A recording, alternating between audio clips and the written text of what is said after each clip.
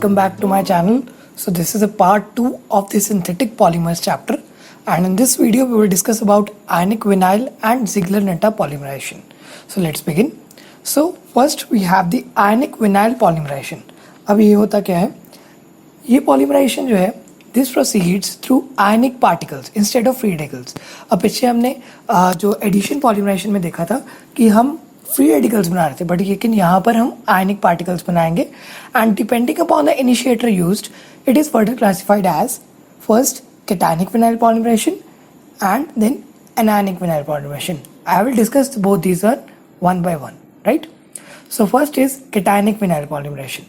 अब इसमें होता क्या है, ये polymerization कैसे करती है, that it involves chain reaction but also involves carbocation intermediates, right? Carbocations बनेंगे इसमें and it is initiated by strongly acidic catalyst. जैसे हमारे पास प्रोटॉनिक एसिड होते हैं like sulphuric acid H2SO4 and also Lewis acids like AlCl3, SnCl4 और BF3. With the help of a trace of water, these reactions are initiated also. And let's discuss about the mechanism of these reactions. अब इसमें पहला क्या होता है, chain initiation step. Chain initiation step कैसे होता है, इनिशिएट कैसे होगी, by the reaction of an acid and the monomer to form a carbocation. अब एक एसिड से एच आयन आएंगे, लाइक यहाँ से एसिड से एच आयन आए, और जो हमारा मोनोमर था, जैसे हमने पिछली वीडियो में भी पढ़ा, दैट मोनोमर में यहाँ पर जो जी है, दैट इन द जो cationic vinyl polymerization the G is an electron donating group. That electron donating group helps to stabilize the carbocation. तो जो एच आयन है that will act upon the this monomer and it will form a carbocation like this. So it will break the double bond, right? So यहाँ पर एक carbocation बन जाएगा, it will be stabilized by electron donating group. अब second जो है that is chain propagating reaction. अब इसमें क्या होगा, carbocation जो form होगा that is electrophilic, right? So it will add to another molecule of monomer to yield a second carbocation. So ये एक second मोनोमर पर एक्ट करेगा जिसमें डबल बॉन्ड होगा, तो इसे ब्रेक करेगा और इस तरीके से ये कार्बोकेटाइन बनाएगा. अब इस तरीके से लंबे बार बार कार्बोकेटाइन बन जाएंगे और न्यू चेन बन जाएगी, that is like this. So it is a complete polymer जिसमें कि अभी भी एक जो है एक्टिव ग्रुप लेफ्ट होगा, राइट? तो चेन प्रोपेगेशन ऐसे होगी. अब लास्ट जो है इस चेन को टर्मिनेट भी करवाना है, स्टॉप करवाना है. So chain terminated step that is initiated by loss of proton from the growing carbocation. अब जो हमारे पास कार्बोकेटाइन था, इससे हम प्रोटोन लॉस्ट करवा दें तो हमारे पास जो है पॉलीमर आ जाएगा, और इस तरीके से हम कैटायनिक विनाइल पॉलीमराइजेशन में पॉलीमर्स फॉर्म कर सकते हैं, right? So the cationic polymerization takes place readily with the monomers having electron donating substitutions like propylene और आइसोब्यूटाइलीन में, जिसमें इलेक्ट्रॉन डोनेटिंग सब्स्टिट्यूएंट पहले ही लगे हों, right? So propylene में आपको पता है that 1 CH3 is present along with the ethene, and in the isobutylene 2 CH3 are present along with the ethene. So इस तरीके से हमारे पास जो इनमें cationic polymerization बहुत easily हो सकती है, right? And this is because the presence of electron releasing substituents stabilizes the intermediate carbocation. जो कार्बोकेटाइन बनेगा उसको इलेक्ट्रॉन रिलीजिंग ग्रुप्स स्टेबलाइज कर देंगे और इससे जो है ग्रोइंग चेन भी स्टेबलाइज हो जाएगी. Monomers such as vinyl chloride और एक्राइलोनाइट्राइल, इनमें जो है इलेक्ट्रॉन विड्रॉइंग ग्रुप्स हैं, तो ये पॉलीमराइज इसलिए नहीं कर पाएंगे बिकॉज इलेक्ट्रॉन विड्रॉइंग ग्रुप जो है वो डीस्टेबलाइज कर देंगे हमारे कार्बोकेटाइन को, राइट? सो अब देखते हैं एक एग्जाम्पल. अब एक इंपॉर्टेंट एग्जाम्पल है पॉलीमराइजेशन का आइसोब्यूटाइलीन की in presence of BF3 and a trace of water to form butyl couple. इसमें भी फर्स्ट स्टेप ऐसे होगा, चेन इनिशिएशन. जैसे हमारे पास यहाँ पर वाटर एक्ट करेगा to form a carbocation, right? So इस तरीके से हमारे पास ये एक एक्टिव कैटायन बनेगा. इस पर जो है this will act upon the monomer. ये देखो आइसोब्यूटाइलिन है, तो मोनोमर पर एक्ट करेगा और ये बनाएगा हमारा कार्बोकेटाइन, राइट? तो एनायन सेपरेट हो जाएगा और कार्बोकेटाइन बन जाएगा हमारा फर्स्ट स्टेप में, जिसमें कि आइसोब्यूटाइलिन था, राइट? अब सेकंड स्टेप में अगर प्रोपेगेशन होनी है तो एक और मोनोमर ऐड हो जाएगा, इससे हमारे पास जो है कार्बोकेटाइन बनेगा. फिर ऐसे ही बढ़ती बढ़ती चेन इलोंगेट हो जाएगी. अब थर्ड स्टेप में हमारे पास क्या होगा, लॉस ऑफ प्रोटोन होता है, राइट? तो लॉस ऑफ प्रोटोन में हमारे पास प्रोटोन लॉस करके फिर से ब्यूटाइल रबर जो हमारा पॉलीमर बन जाएगा. सो इस तरीके से हमारे पास कैटायनिक विनाइल पॉलीमराइजेशन होती है. Now let us discuss about the anionic vinyl polymerization. अब ये पॉलीमराइजेशन कैसे होगी, it is initiated by anionic catalyst such as alkali metalamides. So alkali metalamides से हो सकती है, या फिर अल्काइल लिथियम से हो सकती है, या फिर ग्रिग्नार्ड रीजेंट से भी हो सकती है ये रिएक्शन, राइट। यहाँ पर जो मोनोमर्स होंगे that generally undergo anionic vinyl polymerization are alkenes. तो मोनोमर्स एल्कीन्स होंगे that carry electron withdrawing substrate. अब यहाँ उस कैटायनिक विनाइल में हमारे इलेक्ट्रॉन डोनेटिंग चाहिए थे, और यहाँ पर जो कार्ब एनायन बनेगा, right.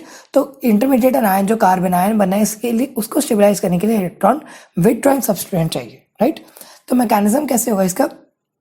It takes place only if the anionic intermediates are stabilized by electron withdrawing groups. तो ये भी हमने अच्छे से समझ लिया। अब नेक्स्ट देखते हैं इसका मैकेनिज्म। सो इसमें भी फर्स्ट चेन इनिशिएटिंग स्टेप होगा। हमने ये देखना है कि यहाँ पर जो रिएक्शन है that is initiated by addition of anionic initiator. तो यहाँ पर एक एनायनिक इनिशिएटर डालेंगे। जैसे इस रिएक्शन में मैंने एनायनिक इनिशिएटर डाला, that is anion B, right. So B जो है हमारा एनायनिक कैटलिस्ट है। It will add to monomer, right. जैसे पिछली रिएक्शन में मोनोमर में ऐड हो रहा था, वैसे यहाँ पर भी मोनोमर में ऐड होगा, and it will form an anionic intermediate, right. So यहाँ पर एक इंटरमीडिएट बन जाएगा that is known as carbanion. तो पिछले स्टेप की तरह ही है जैसे कि कैटायनिक विनाइल पॉलीमराइजेशन में था, राइट। सो सेकंड है हमारे पास चेन प्रोपेगेटिंग स्टेप। इसमें क्या होगा? Anion formed above reacts with another monomer. तो एक और मोनोमर के साथ रिएक्ट करेगा, और ये फिर से एक हमारे पास एनायनिक चेन बना लेगा, और ये बढ़ती बढ़ती एक पॉलीमेरिक चेन बन जाएगी, जिसमें हमारे पास अभी भी एक्टिव एनायन बचेगा, राइट। अगर इसको खत्म करना है तो लास्ट स्टेप होगा that is chain terminating step. इसमें क्या होगा? हम क्या करेंगे? Only if some chain terminator, like अगर इसके चेन टर्मिनेटर डालना पड़ेगा, जैसे सोर्स ऑफ प्रोटॉन्स डालेंगे, अदरवाइज ये रिएक्शन चलती जाएगी until all monomers are used up and a living polymer, that is polymer of reacting further is obtained। तो living polymer बन जाएगा अगर ये हमने एक सोर्स ऑफ प्रोटॉन्स नहीं डाला।